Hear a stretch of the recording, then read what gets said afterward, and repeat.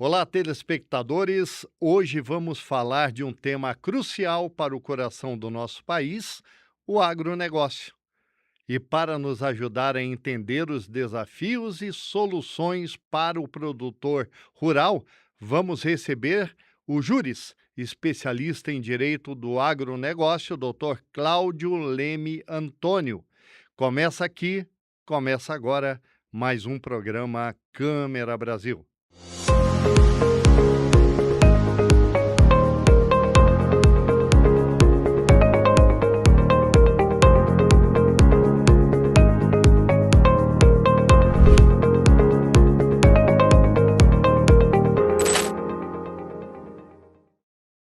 Doutor, seja bem-vindo ao nosso programa. Eu gostaria que o senhor nos ajudasse a entender esses desafios e soluções para o produtor rural. Olá, Roberto. Olá a todos os telespectadores. Os desafios para trabalhar no agro são grandes, né?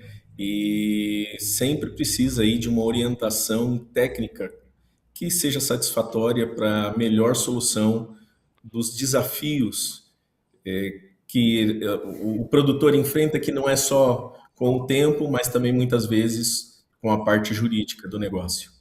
Você diria que vivemos um momento que, para o homem do campo, é uma verdadeira tempestade? Sim, eles vivem uma tempestade perfeita, porque se você parar para pensar, nós estamos num momento de transição. Nós tínhamos uma forma de trabalhar em que o agricultor trabalhava na sua terra e se preocupava somente em plantar. Agora, ele não pode mais só se preocupar com o plantio ou com a criação. Ele também tem que se preocupar com os avanços tecnológicos da área, os avanços da legislação, e com todos esses desafios, nós estamos diante também de uma transição de um sistema tributário que vai mudar toda a forma de trabalho no campo, né? Então, nós estamos diante de uma tempestade perfeita que o agricultor, o trabalhador rural vai precisar se adaptar. Doutor, nessa tentativa de resolver, muitos produtores, creio eu, que acabam cometendo erros que devem piorar essa situação. A seu ver, quais seriam os principais equívocos? Eu imagino que você esteja falando com a parte de endividamento, que é muito grande hoje no Brasil. Nós temos uma dívida de 600, próxima de 600 bilhões no agronegócio. E muitos produtores, no afã de resolver o problema, porque eles são pessoas que querem estar de acordo com a legislação, eles vão tentar resolver o problema sem o auxílio de uma pessoa que conheça a parte jurídica negocial e acaba, às vezes, assumindo um compromisso que vai além daquilo que ele precisava. Porque, por exemplo, nos contratos de financiamento rural, ele tem uma série de proteções constitucionais que permitem, por exemplo, que a terra dele seja impenhorável, que ele possa continuar trabalhando na terra independente da dívida, mesmo estando em débito, até para que ele possa trabalhar para recuperar valores para poder pagar essa dívida. E muitas vezes ele passa de uma dívida eminentemente rural para uma dívida comum. E isso muda tudo na forma de execução dos contratos. Entendi. E quais são esses erros cometidos por quem tenta resolver essas dívidas sem nenhuma orientação, sem nenhuma assessoria jurídica? Olha, quando nós falamos de dívida rural, por exemplo, o trabalhador rural, produtor, de forma geral, ele pode pedir, se ele tiver uma quebra de safra, por exemplo, ele pode pedir um alongamento da dívida, né? E isso não é um favor do banco, isso é obrigatório. E muitas vezes a pessoa, de novo, na vontade de solucionar o problema, de não viver aquele problema, ele acaba indo atrás da instituição financeira e acaba assinando uma confissão de dívida, ao invés de fazer um alongamento. E aí, nessa confissão de dívida, pode estar embutido juros que são ilegais, abusivos, inclusive. Porque a legislação ela é clara e o STJ tem decisão nesse sentido que nas dívidas rurais ela não pode passar de 12% ao ano de juros. E muitas vezes essa dívida, quando vai para se transforma numa dívida comum, ela acaba superando esse limite de juros. O senhor diria que muito produtor rural acaba fazendo muita amizade com o elemento bancário, né? O representante bancário, e muitas vezes não percebe que esse profissional da rede bancária é um profissional que ganha com a dívida dele, ou seja, tem comissionamento, e isso, de certa forma, prejudica muito o devedor? Com certeza prejudica bastante o devedor. Veja, a pessoa que está lá no banco, ele é um funcionário do banco. Então, ele vai tentar buscar a solução para os interesses do banco.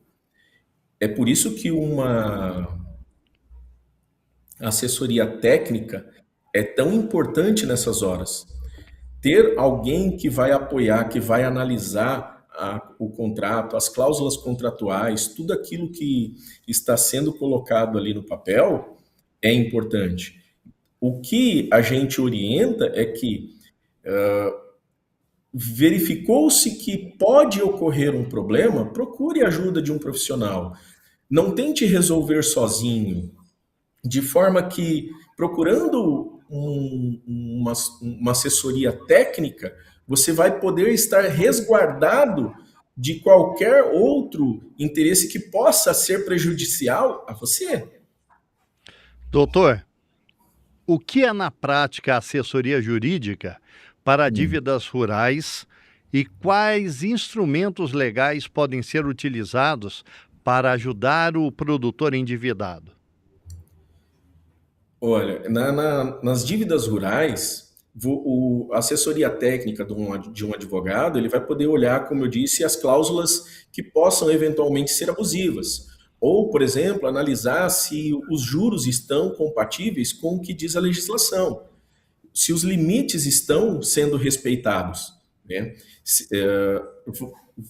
O assessor técnico, no caso aí o advogado, ele vai poder fazer um raio-x do contrato para analisar todos esses pormenores. Agora, claro, existem outras ferramentas que você vai falar sobre proteção patrimonial, que é o interesse do produtor, é se proteger. E entre essas ferramentas, você tem aí, por exemplo, o que se fala muito hoje em dia é de holding, mas não só a holding é uma das ferramentas. Você tem aí 9 ferramentas de proteção patrimonial que podem e devem ser debatidas com um advogado de confiança para que seja estruturada de forma a proteger o patrimônio daquela família que dedicou uma vida no campo. O senhor acabou de citar a palavra holding. Isso nos leva ao tema que é a dívida agrária. Falando em holding agrária, o que é, para quem esse modelo é indicado?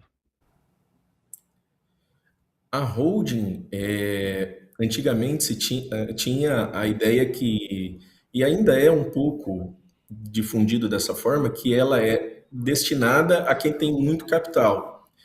Na verdade, hoje ela é destinada também para o pequeno e médio produtor que quer se profissionalizar, que quer crescer de forma estruturada. Uma holding, ela, na verdade, o que significa? É ter posse. O que nós temos muitas vezes é aquele agricultor que ele fala, mas eu vou tirar do meu CPF, né? Mas você vai ser dono das cotas dessa empresa. O que vai acontecer é que vai ser todas as coisas, todos os bens vão passar a pertencer ao CNPJ e o CNPJ vai pertencer a um CPF, né? Então nós colocamos aí um CNPJ entre os bens e o CPF exatamente como uma forma de tentar proteger um pouco o patrimônio das pessoas. Isso é muito usual em outros países e no Brasil hoje nós estamos ainda muito engatinhando nesse sentido de perceber que montar uma estrutura de holding, de proteção patrimonial, de planejamento sucessório, porque veja, às vezes a pessoa trabalhou uma vida inteira na, na produção rural, alimentando o país, alimentando até o mundo, porque hoje nós somos os grandes responsáveis pela alimentação mundial, e no final da vida, os filhos, os sucessores, têm muita dificuldade em dar prosseguimento às tarefas que o pai fazia.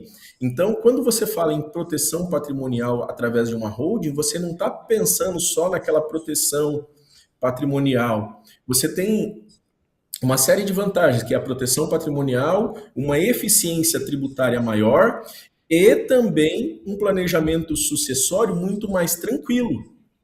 Como a reforma tributária impacta o agronegócio brasileiro? O produtor rural tende a pagar mais impostos com essas novas regras? Olha, a reforma tributária, ela está aí e está acontecendo. Nós vamos ter um período de transição de 2026 até 2032. E o produtor rural que se preparar, ele possivelmente vai conseguir aí diminuir sua carga de tributos, facilitando e melhorando sua vida. Mas precisa ser feita uma preparação nessa transição. Neste momento de 2026 até 2032, é indicado que ele tenha o assessoramento de um advogado e de um contador.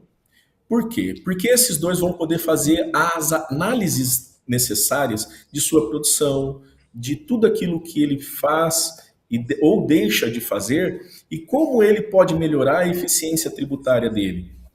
Veja, na reforma está previsto que aqueles produtores que faturam até 3 milhões e 600 mil reais ano, eles são credores presumidos do IBS-CBS.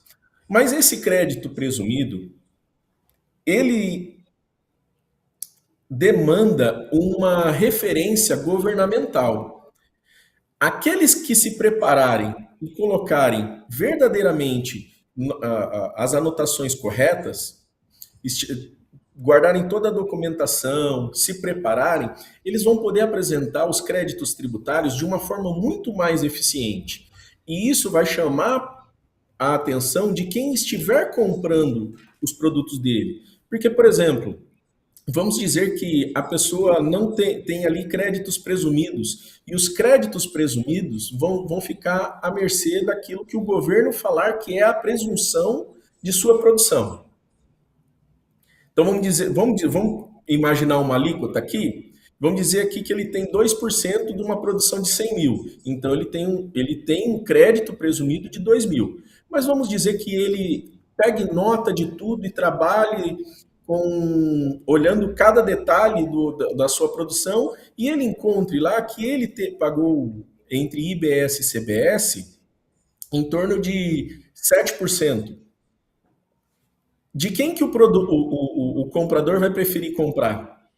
Daqueles que têm a documentação e estão comprovando o crédito ou de quem tem o crédito presumido? Entendeu? Então, a reforma tributária, ela está aí. A nossa indicação é que você pegue de um lado um advogado, do outro abrace um contador e siga nessa trajetória da reforma, porque há uma transição longa e que precisa ser analisada com detalhes ao longo desse processo. Doutor, como a holding agrária pode gerar economia no ITCMD, o Imposto sobre Herança e Doação que tanto preocupa as famílias rurais? Olha, o ITCMD, com a reforma tributária, ele passa aí agora tendo uma progressão. Então, ele pode chegar a 8%. Existe um projeto de resolução no Senado que tramita já há alguns anos, mas não foi votado ainda, para aumentar de 8% para 16% de imposto sobre o capital que for deixado pela pessoa que vier a falecer. Se você fizer um planejamento patrimonial, esse imposto ele pode diminuir bastante, porque você vai fazendo as doações dos bens, mas das cotas patrimoniais em vida. E isso muda muito as regras, porque aí vai ser analisado, por exemplo, alguns municípios cobram aí num ITBI 0,5%, 1%, 2%, a depender da localização do imóvel. Então, a análise dessa situação é muito importante. Veja, nós vemos hoje no Brasil um problema de liquidez. O produtor rural que ele comprou lá há 15, 20, 30 anos um imóvel que às vezes custava lá 10 mil reais, você vai pegar, por exemplo, aqui na região do Paraná, em que uma terra lá há 30 anos custava aí 10 mil reais, hoje ela pode estar valendo 1,5 milhão, 2, a depender da localidade e da produção dela. Então, você imagina ter que desembolsar 8% de 1,5 milhão, 2, a depender do valor da terra e da progressão, enquanto a pessoa às vezes depende da produção para pagar as dívidas, e às vezes nós temos os problemas de liquidez, e aí a pessoa faz às vezes o alongamento da dívida, e aí como é que ela, num momento desse, ainda vai ter que desembolsar 8% de imposto, mais as custas processuais, mais honorários de advogado. Então, quando nós fazemos um planejamento anterior, isso diminui bastante o custo para o produtor. Doutor Cláudio, e no imposto de renda, há economia para o pequeno e médio produtor? Aquele que fatura até 600 mil por ano, como a holding ou um bom planejamento? Sim, existe uma forma de economizar bastante. Como nós comentamos, a reforma ela veio para alterar muita coisa. Então, nós estamos num período de transição. Mas uma dessas alterações foi o IRPFM, o Imposto de Renda sobre Pessoa Física Mínimo. Então, vamos dizer ali que um produtor rural, ele tenha lá um ganho, vamos imaginar, de 500 mil reais, né? E aí uma renda tributável de 350 mil. Essa renda, ele vai pagar até 27,5% sobre os seus ganhos de capitais. É claro que a gente vê ali que coloca-se muito custo na atividade rural, e isso realmente acontece, e aí acaba a pessoa pagando um valor muito pequeno. Mas vamos dizer que ela ganhe lá o dobro disso, 700 mil reais, e ela tenha um custo de 500 mil. Então, em tese, ela teria que pagar sobre os 200. E o problema aí é a alíquota que ele vai pagar.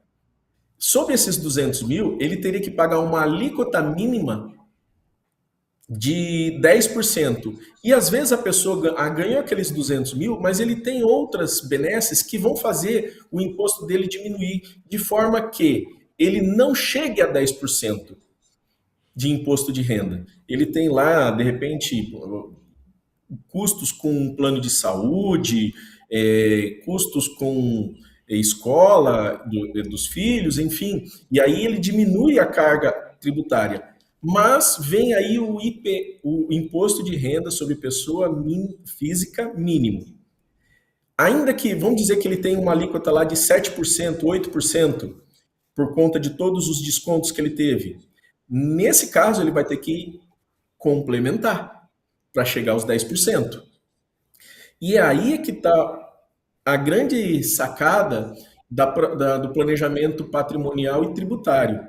Você vai colocar esse custo, ele não pertence mais à pessoa física. Esse ganho não pertence mais à pessoa física, ele pertence à pessoa jurídica. E a pessoa jurídica não está submisso, não vai sofrer as consequências de ter que pagar aí o imposto de renda sobre pessoa física mínimo. Perfeito, deu para entender bem. Doutor, qual o primeiro passo para o produtor que está enfrentando dificuldades financeiras e para aquele que quer se planejar e evitar problemas futuros? Procurar orientação especializada imediatamente. Não espere para amanhã.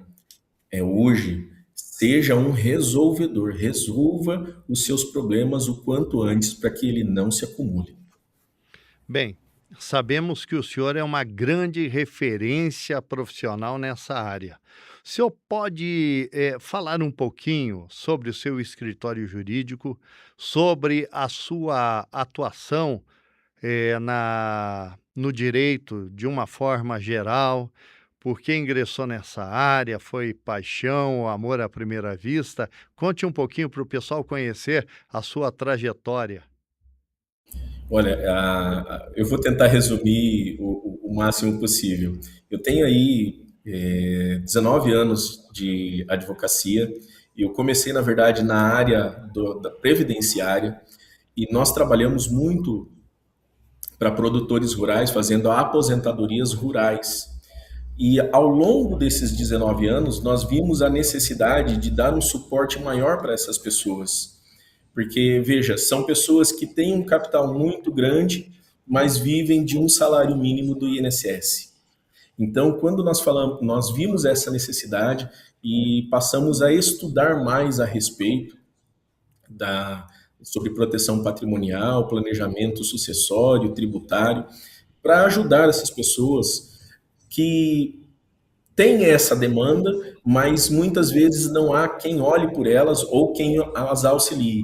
Então, nesses 19 anos, nós vimos essa necessidade e, a partir daí, nós nos especializamos nessas áreas com a finalidade de atender, na verdade, até aqueles clientes que já eram nossos, dar um suporte maior para eles. E, a partir daí, nós ampliamos. Hoje, nós atuamos em 3 estados, Pará, Mato Grosso e Paraná.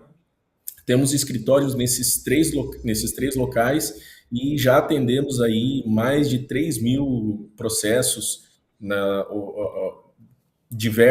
em diversas demandas ao longo desses 19 anos. As pessoas que têm dívidas, que procuram também saber mais em detalhes sobre a holding rural, o que o senhor diria para elas? Para contratar um advogado, basta apenas esse profissional ter conhecimento ou empatia também é muito importante? Olha,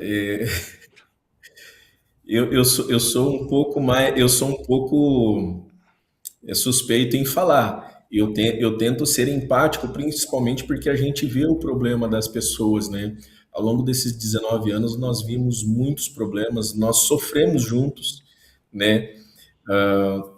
Então, a gente sente um pouco a dor do cliente. O ideal é que você tenha uma pessoa de confiança. Como eu disse, no braço direito um advogado, no braço esquerdo você coloca um contador e segue o seu caminho que vai dar certo, mas procure uma pessoa de confiança, alguém que sinta a sua dor e que entenda realmente o seu problema. Doutor, quero agradecer a sua participação, que com bastante desenvoltura, dinamismo, conseguiu passar uma bela mensagem ao nosso público telespectador. Para encerrar, que mensagem final o senhor deixaria para o produtor rural que nos acompanha agora? Bom, sintetizando tudo, eu vou deixar uma palavra de otimismo e ação. Aos produtores rurais, vocês nos alimentam. Continuem lutando, nós precisamos de você. O que eu peço é: conte com profissionais da sua confiança que estejam contigo, que caminhem ao seu lado, ajudando nas transformações, nessa transição entre 2026 e 2032. Então, o caminho é longo ainda nessa transição. Estejam abraçados com eles, que eles possam te auxiliar, porque nós dependemos do seu trabalho todos os dias, faça chuva ou faça sol. Doutor, um grande abraço, felicidades e até uma próxima então. Roberto, muito obrigado pela oportunidade. Desejo aí a todos um sucesso transbordante.